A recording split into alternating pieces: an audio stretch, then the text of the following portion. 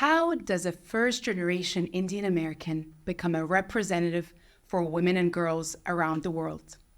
How did a PhD in social psychology lead to a career dedicated to women's equality and empowerment? Ambassador Geeta Rao Gupta, the United States Ambassador at Large for Global Women's Issues at the State Department, joins us today to answer these questions and more. I'm your host, Hadeil Ali. Welcome to Driving Impact. Driving Impact, an exclusive insight into the personal backgrounds and careers of trailblazers on the front lines of policy. Ambassador Geeta, it's such a pleasure to have you here at CSIS on Driving Impact. It's a pleasure to be here. Thank you for inviting me. Absolutely. Thank you for being here.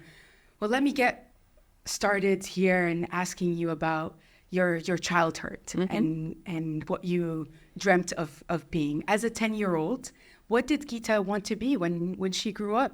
And we have a wonderful picture of you here with a notebook. I'm not sure what you were doing. I was doing my addition, learning how to add. My father was actually teaching me addition. At 10, I just wanted to be a good girl. I just wanted to please my parents, please my teachers. Had no strong ambitions or preferences of what I wanted to be at that age. That came much later. When would you say it came about, when you started thinking in college? I think it was mostly by the end of college that I started thinking about what I want to be. But before then, it was just being a good student. Yeah, studying and moving ahead. Yeah. It seems like your family had a big influence and were strong supporters of what you wanted to do. Can you talk to us a little bit about your parents and how they influenced your career? Well, I credit them with everything that I am today and all that I have accomplished. I come from a family of 3 generations of women who worked outside the home, and lots of professional women in my extended family. And men who supported them. So an extremely progressive family where equal opportunities for women and girls was the norm. And they, supported everything that I became, gave me all the opportunities that I needed. The role models that they provided me, my mother, my grandmother, my aunt, were what stuck with me throughout. And the values. There were some very fundamental principles and values that were talked about, but also that they lived by.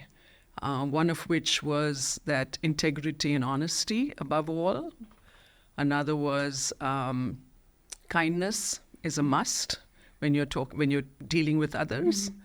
A third one, which my father in particular truly believed in, is that hard work will get you results, but that you cannot control what those results will be. You can only control the amount of effort you put in. So he truly believed that, working hard would ultimately give me the results that I wanted. So I lived by those principles. And maybe it's not the results that you were intending for, but there are results. Not at all. I'll tell you, my life has turned out to be quite the surprise. Mm. And you mentioned your father. We have a great picture of your family here. Is that your father, mother, and sibling? Yes. My sister wasn't born yet, so that's just my brother and me and my little doll. What was your doll's name? You were talking to me. Usha. My little doll, Usha. Yeah. That was a gift to me from my grandfather, from my paternal grandfather. And I loved her a lot and looked after her. Ambassador, you talked about coming from 3 generations of working women. And as you were saying this, I was thinking about this word feminism that we talk about, or feminist. Mm-hmm. Would you consider your mother or grandmother as feminists? For certain, by the definition that we use now. Yeah. I don't think they would have used the terms for themselves. I don't think the term was even that popular then. I think the thread that ran through all of them, my aunt, my mother, and my grandma, was a dedication to serve their communities, especially communities who did not have the privileges that they had. And that's what I imbibed. So there was a certain certain commitment to social justice and equality that I saw in them. My mother, for example, was trained as a physician, but she tried to set up a private practice for a few months and couldn't charge her low-income patients the fees. And so gave it up and worked for the rest of her career in the Ministry of Health and Family Welfare in India, and trained community health workers, family planning workers, and then worked in a university teaching medicine, but even there focused on community medicine and public health. At the age of 40, she traveled to University of California, Berkeley, to do her master's in public health, and brought that knowledge back to India because we didn't have a school of public health in those days in India. So she was amazing. My grandma founded a school for low-income children, Muslim, Jewish, and Hindu children in the area where she lived, and ran that till very late in her life, and ran it even when it was running at a loss because she wouldn't charge her students fees. So all of them believed very strongly in education. Education was a value that they held dear. In other families, I would say it was equivalent to religion. My parents were an interreligion couple. My father was Hindu. My mother was Jewish, Indian Jewish, Bene Israel Jewish. And they were very respectful of each other's religions, so we didn't have any rituals in the home of either religion. But what they brought to us from both those religions was the value of education and community service. You're reminding me of a book I read recently called Everyday Feminists, and thinking about, the women all over the world that might not use the word feminism, but what they're doing on a daily basis, the way that they're impacting their local communities is the way we would describe it here as feminism. As I think a lot about this, these role models that you've had that really focused on impact and giving back to the community. And they were powerful women. I mean, there were women who stood up for their rights, who spoke up, who had opinions, and that's what I watched and learned from. It's okay to speak up. Absolutely. Right? Because sometimes you're taught to, or not taught, but at least socialized to maybe make yourself small, or I don't want to speak up, and seeing those role models where it's okay to do that. That wasn't my aunt or my mother or my grandma. They were strong women who spoke up, had opinions, enjoyed life, had an optimism that was also infectious. Wonderful, wonderful women. I was blessed to have them. Yeah.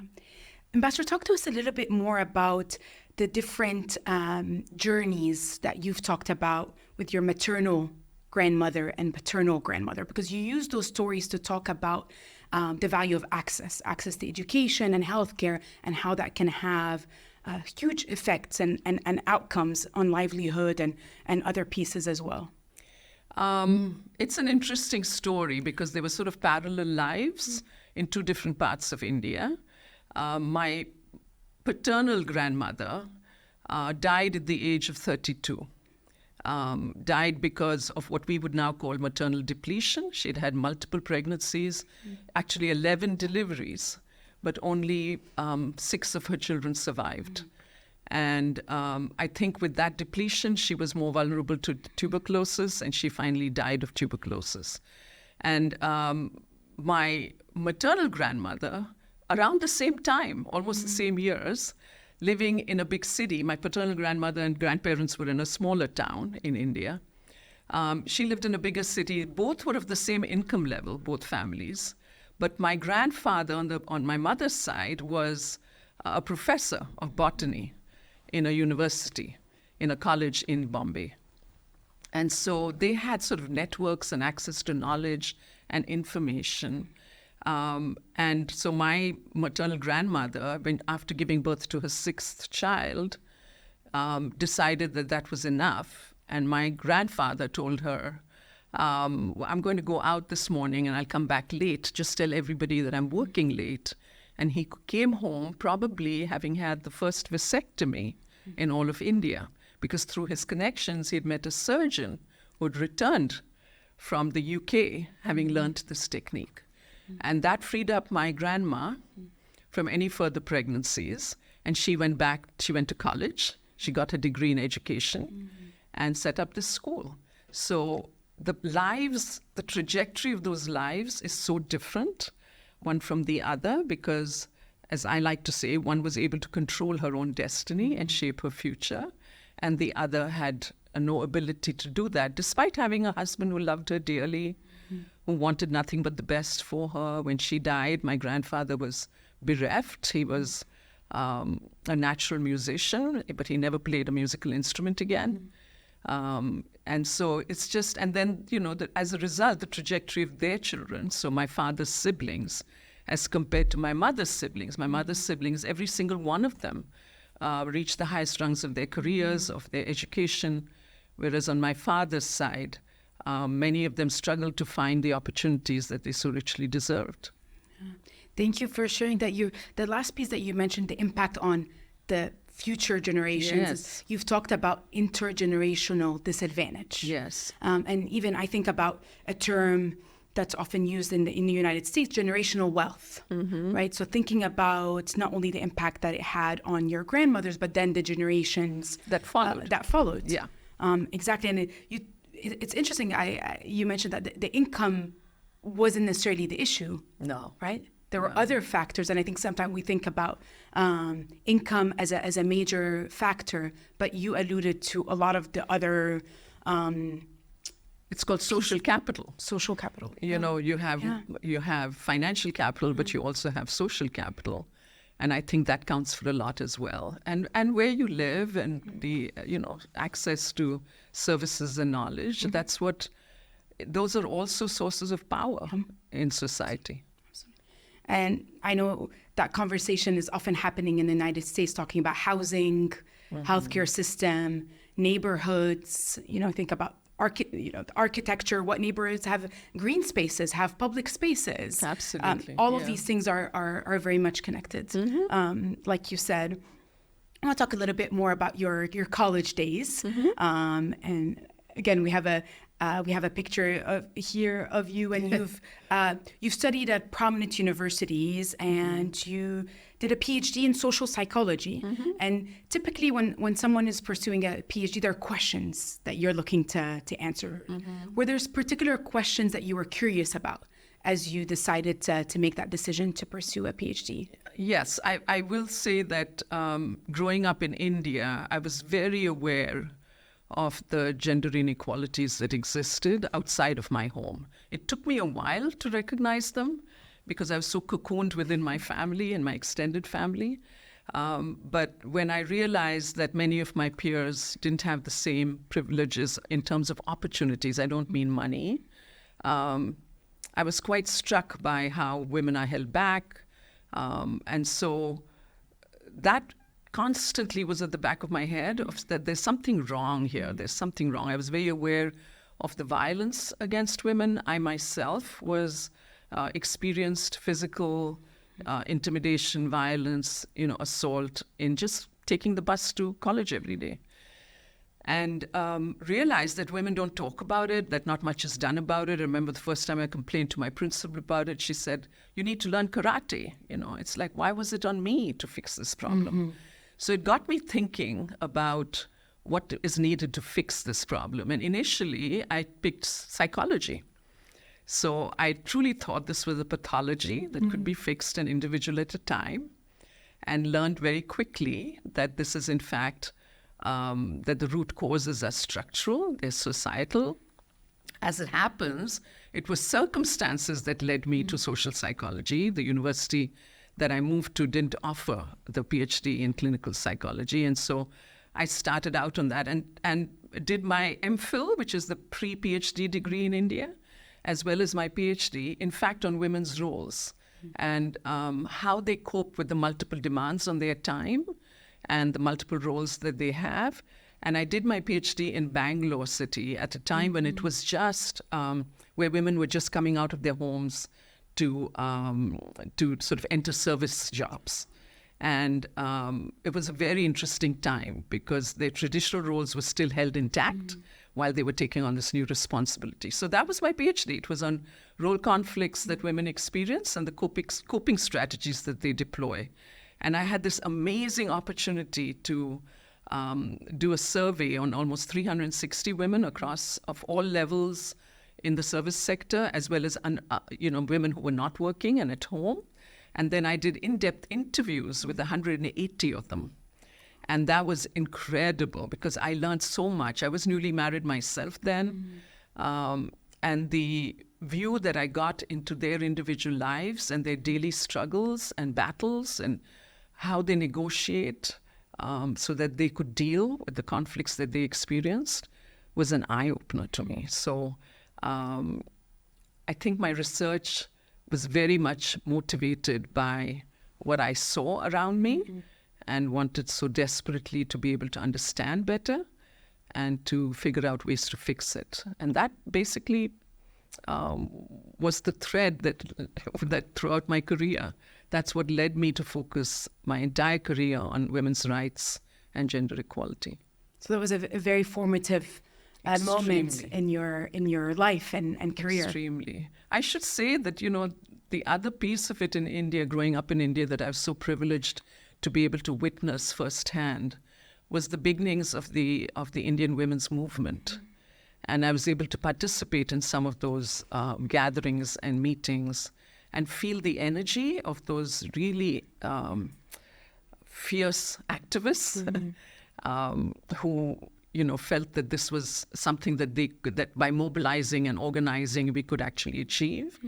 And among them were very strong researchers, women who used their data to do their advocacy and based it on their data. So famous women like Veena Mazumdar, Devaki Jain, these were women who inspired me. Kamala Bhasin, we sang songs together. We would. I was very young, so I'd watch them from afar and was truly inspired by them. And that they are the ones who sort of convinced me that having data to back up the advocacy is the right way forward. And that's why I went down the track of research. I was thinking when you're talking about the women's movements, if how well the Western media covers these movements. I think about my family's from Egypt. I think about feminist or women's movements across the Middle East, but maybe are not, covered and given the time to see that there are movements led by women and also led by women that are in urban areas, in rural areas, that are Muslims, that are Christians, from every background. Sometimes we have a certain perception of who's a feminist. I agree. I totally agree. And, I graduated from college in 1975, which was the International Year of Women. And it was the beginning of the International Decade on Women. It was the first time the Indian government actually collated all the data that was available on the status of women in a report that was called Towards Equality. That was like my Bible, because it was the compendium of every piece of data you ever wanted to have on Indian women. So it was a time for the country as well, where these facts were being revealed for the first time in such a stark way, and people were beginning to recognize that there are inequalities that can be fixed through changes in policies and laws. Let's talk more about education and curriculum as well, because I think a part of it is the women's movements that you talked about, but also how are we teaching, right? And how are we talking about these issues? You worked to develop the first women's studies curriculum for graduate students in India. How did this opportunity come about, and how I have to say that was one of the luckiest things that ever happened to me. It was the hard work that leads to results. But I was picked by Professor Suma Chitnis, who was an expert on the sociology of education, who was teaching at the Tata Institute of Social Sciences in Bombay. And she picked me along with another young PhD student, I was still doing my PhD then, to come help her put together all of the background literature and material to develop a curriculum on what was called the Women's Studies program. But the Women's Studies programs here are more about history and literature and so on. That program was really about women and development, women and poverty. It was more relevant for India. And she had a grant from the Ford Foundation to do that. And soon after I started, She won one of the most prestigious national awards for scholarship and was given a sabbatical to write a book, which of course she took. But she negotiated with the Ford Foundation that she would supervise us from a distance from her home, but that we would pull together, Nasreen and I, my colleague and I, would pull together the curriculum, the reading materials for the students, and actually teach the first pilot program. So can you imagine being, 20 odd years old, sitting in a library, having literally a grant from a foundation to order any books from around the world to make sure that the students had in the library resource material for the course, and then to design these courses on status of women, women in the law, women's employment, women's health, and then to teach them to graduate students who were just a few years younger than us and get feedback from them. So there's no better way to learn than to teach, because you have to really know your material. And I had that literally, I was being paid to sit and learn. And I learned about Western feminism. I learned about the movements around the world. I could put together articles. We got to interview legal experts and others in India and bring them in as guest lecturers and learn from them.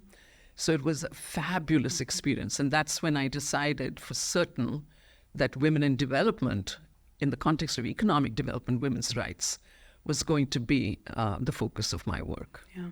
And I see how throughout the stories that you mentioned, how it's getting more specific, Yes. right, in terms of your interests. So now your journey brings you to the U.S. You moved to the United States in 1980s, and I think a great way to share with our audience a little bit more about your work once you come to the U.S. is through a memento. So we ask all of our guests to bring a memento, something that symbolizes a memorable or meaningful moment in their career. Could you describe to us what you brought here and why you decided to share that with us? So this is the award that was given to me after 20 years of service at the International Center for Research on Women, an organization that I worked in for 20 years and led for 13. And it has in it not just the certificate acknowledging that I'd worked there for 20 years, but 3 photographs that I think sort of embody the opportunities that ICRW gave me that really positioned me to take off in my career. So I, was incredibly blessed to be a part of ICRW's history. So one of the pictures is of me giving a plenary speech at the Durban International AIDS Conference in 2000, which was on women's vulnerability to HIV and what causes that vulnerability. And it was based on a research program that I led together with other colleagues. And I didn't realize it at the time, but it was a definite turning point in my career because one of the high points of my career, because it was an audience of, I think, 12,000 people at that time in this massive hall that stood up and gave me a standing ovation at the end of that lecture. And I didn't realize how different it was from what was known at the time. It's almost like, for me, it was obvious because I'd seen it through the research. But it's the first time that I pointed out that gender norms affect both women and men, that they're restrictive for both women and men. And I think that was an aha moment for many people. I also talked about how women's economic vulnerability causes their vulnerability to HIV, contributes to their vulnerability. So that was a big one. The other picture is me with Meryl Streep. I didn't notice that. At a gala, one of the fundraisers that we used to regularly do at ICRW. It's an important picture for 2 reasons. One, because there's Meryl Streep, and I had a wonderful evening with her then, but also because it marked the end of my chemotherapy. So it's the first time that I came out to a big public event after my bout with cancer, breast cancer. For that 1 year, and it was just wonderful to be out in public again. So the turban in that picture is because I had no hair. And then the third picture is of a panel that I was invited to be a participant in by Time magazine. It's just for me a good illustration of the kinds of opportunities that I got through my job at ICRW to interact with, esteemed sort of leaders in the field, with thinkers and innovators.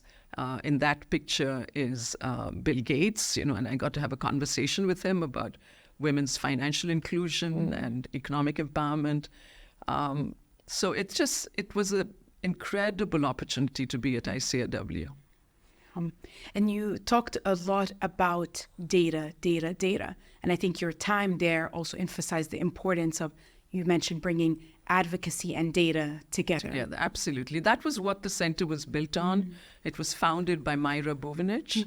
I was the second president of the organization. And the mission was really to make the invisible visible. So it was using data.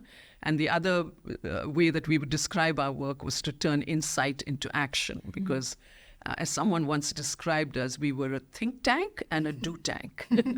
Because we would gather the evidence and then we would actually apply it through projects that we would do in the field and then evaluate those to be able to assess the impact that they had. So yes, it was an organization that emphasized the importance of data and evidence-driven solutions and policy sort of options in the hope of trying to influence U.S. foreign assistance and development assistance, as well as to influence some of the multilateral agencies and banks and so on. I think this brings us to a great place to talk about the present, your current role. President Biden nominated you to be the U.S. Ambassador at Large for Global Women's Issues in 2021, and you were confirmed last year. And we have a picture here of your confirmation. With my husband and my daughter. I was curious. I just wanted to ask you, okay, so your daughter and your husband, what was going through your mind in that moment? Oh, Do you remember? I was so nervous. Who would have imagined I would have been there, right, in front of VP Harris? It just was a staggering moment for me. I was emotional. I missed my parents. It was a pretty big moment. It's such an honor. I cannot begin to tell you. It's immense for me. Now, looking at, I took a minute because I felt I got emotional myself. Did too. So sorry, I took a little bit of a moment there. Thinking about now that you're a year into the role, and I think a lot about, I used to use the term mainstreaming. And then I saw an interview of yours. You said, I don't like the word mainstreaming. And that really stuck with me. You talked about gender integration. Yes. And I want to hear from you more the importance of having this position, this role that you're in, but also the importance of integrating this work across everything that the State Department does. I mean, that's the purpose of the job, actually, is to really... President Biden and Secretary Blinken have repeatedly said that gender equality is the cornerstone of U.S. foreign policy.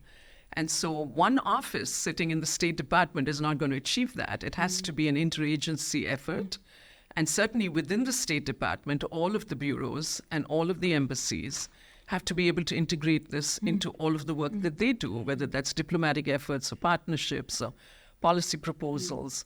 And that's what we really want to be able to achieve through this office, is to influence that process, to provide the training, the technical support to do that. That's a big part of it.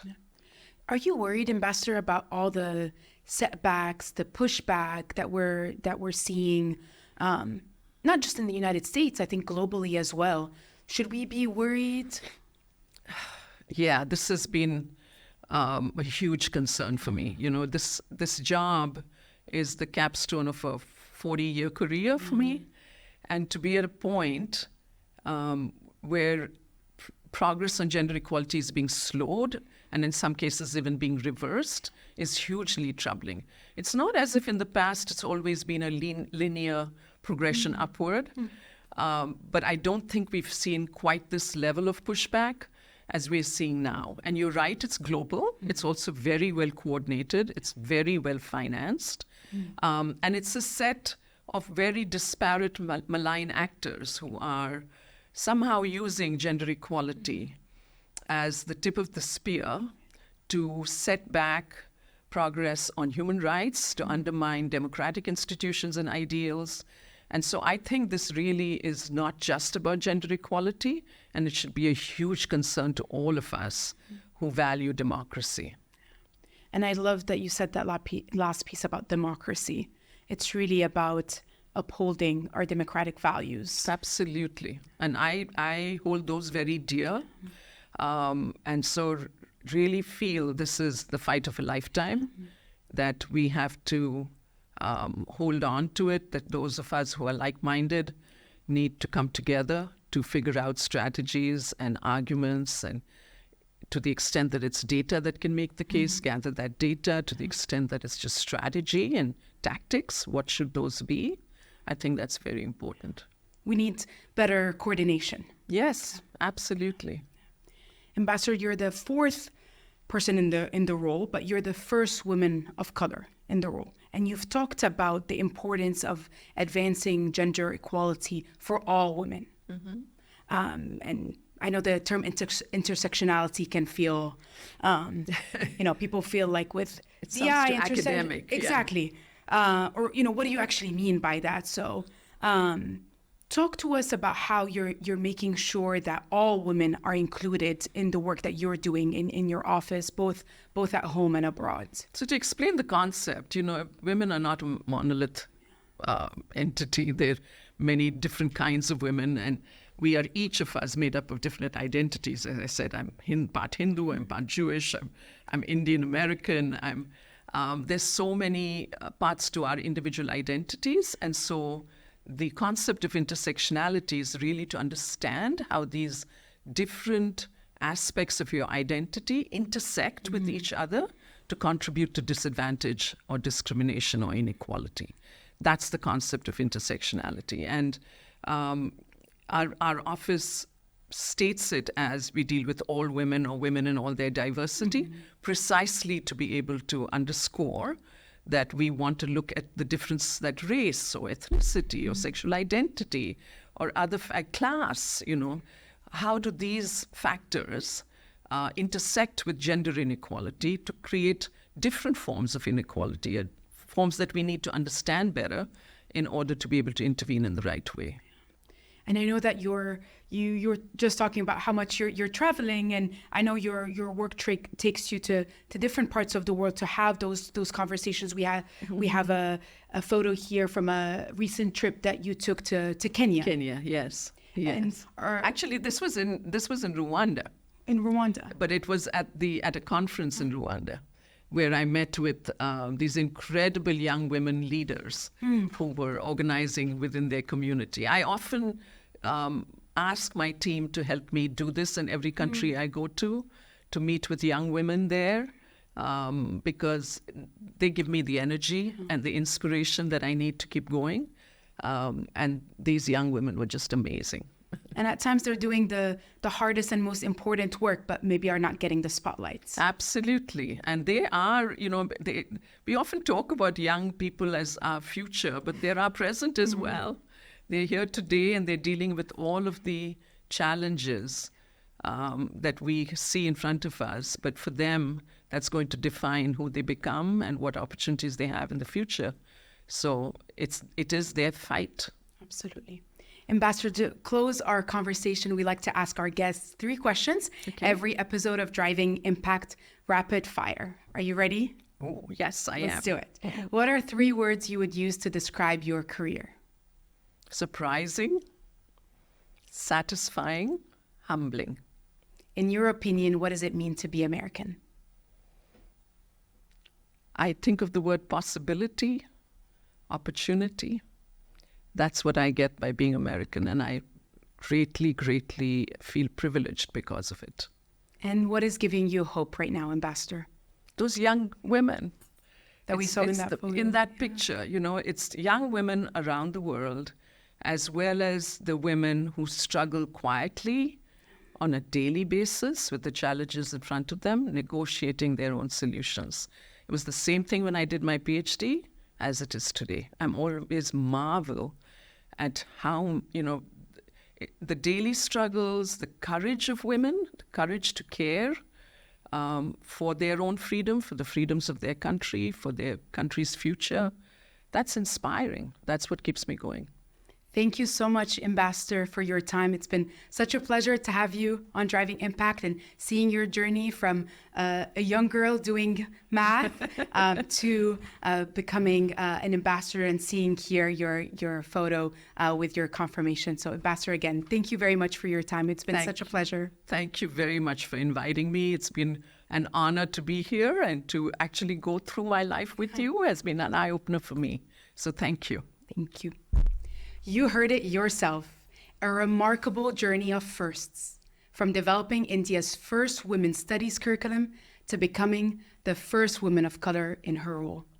Ambassador Geeta Rao Gupta draws inspiration from the women in her family to advocate for women and girls around the world. Thank you for tuning in to today's conversation. You can find more episodes of Driving Impact on YouTube or wherever you listen to podcasts.